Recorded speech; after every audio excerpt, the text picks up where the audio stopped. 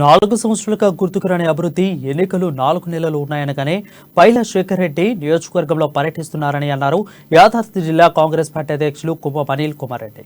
కేంద్ర ప్రభుత్వ నిధులతో వేసిన రోడ్డుకి ఎమ్మెల్యే ఫోటోలు దిగుతున్నారని ఆరోపించారు. 6 కోట్ల విలువ గల భూధన్ పోచంపల్లి మున్సిపల్ భూమిని కబ్జా చేశారని ఆరోపించారు.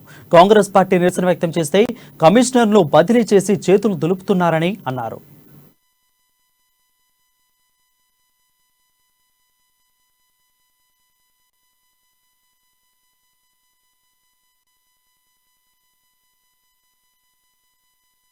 అన్ని అంశాలలో వైఫల్యం చెంది దళిత 3 ఎకరాలు లేదు, దళిత ముఖ్యమంత్రి లేదు అంటే ఇన్ని కూడా మేనిఫెస్టోలో పెట్టిన ప్రతిదీ లేదు.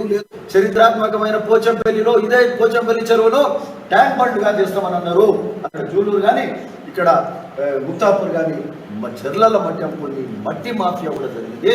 మరి నిన్న మొన్న చూస్తే ఇక్కడ పోచంపల్లి మున్సిపాలిటీకి సంబంధించి శ్రీ మిశ్రా ఎస్టేట్స్ అని మీ అందరికీ తెలుసు.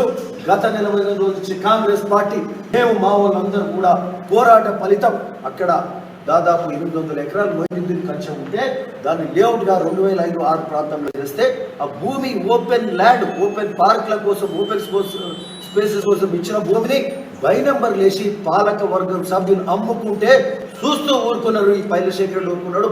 పిలాయిపల్లి కాల్వ ఇది మేము పాదయాత్రలు చేస్తే కేసీఆర్ నిధులు పెట్టిండు కానీ ఆ నిధులు శాంక్షన్ తీసుకురాని అసమర్థం పైలశేఖర్ రెడ్డి కాలేజ్ రాలేడా అన్ని